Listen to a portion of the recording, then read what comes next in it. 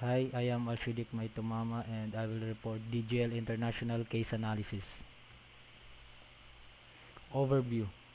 This report will examine the case study of John Terrell, who manages DGL International's technical services. He collaborated with 20 engineers from the refinery equipment manufacturer.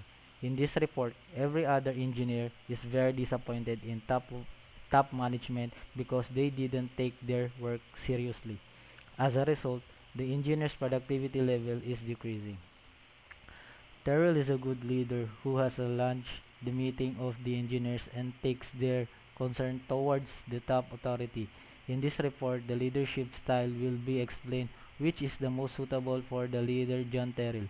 The leadership approach would you have taken in this situation and how we improve technical services division productivity. So the question, what leadership style did John Terrell use? What leadership approach would you have taken in this situation? And how would you have improved the technical services division's productivity? So question number 1. What leadership style did John Terrell use? John Terrell employs the most effective leadership style, which is democratic leadership. John Terrell employs democratic leadership, which involves determining the course of action that the company will take and inviting employee input. This leadership style is one of the effective managerial style used by John Terrell because the employees are treated well and considered to be an integral part of the team. They will feel valued in this leadership style. When there is a cooperative framework and an effective relationship, the team's employees will develop an effective relationship.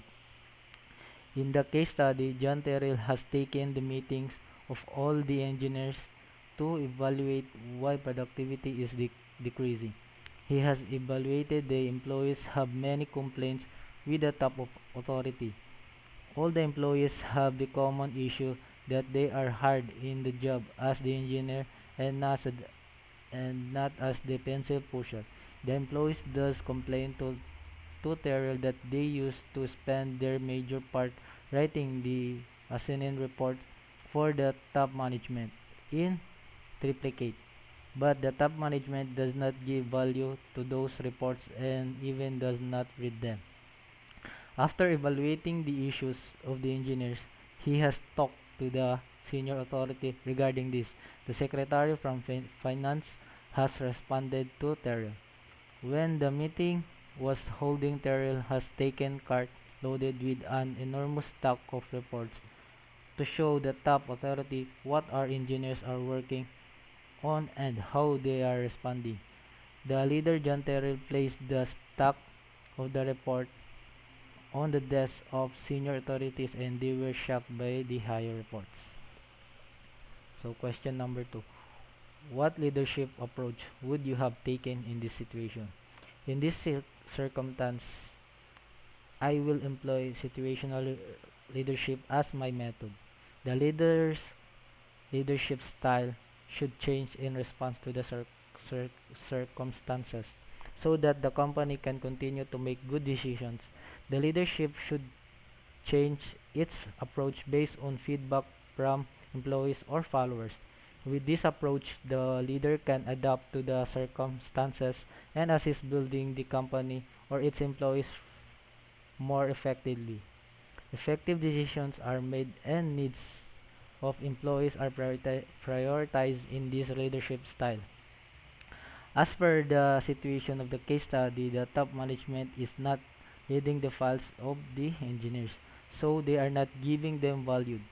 And due to this, the engineers are not satisfied and even not working effectively and productively.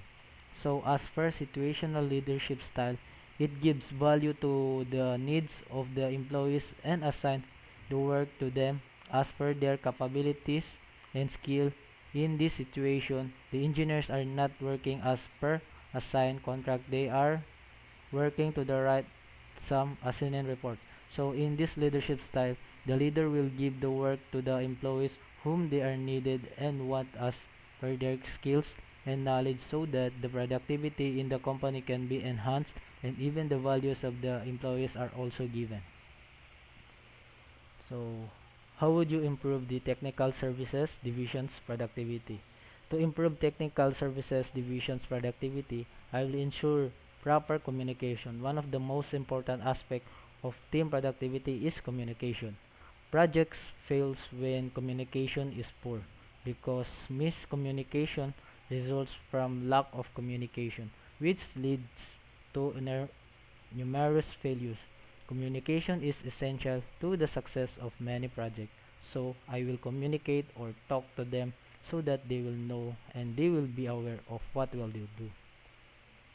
So the recommendation that needs to follow to improve the organization are: number one, need to employ democratic leadership but properly involve employees in decision making.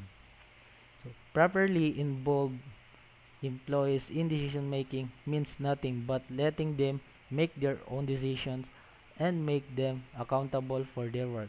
Making a team member accountable for his work induces a sense of responsibility in him regarding with his work.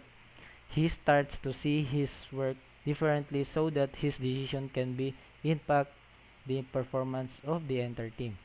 So number two, need to pay attention to the employee's perspective in order to improve production.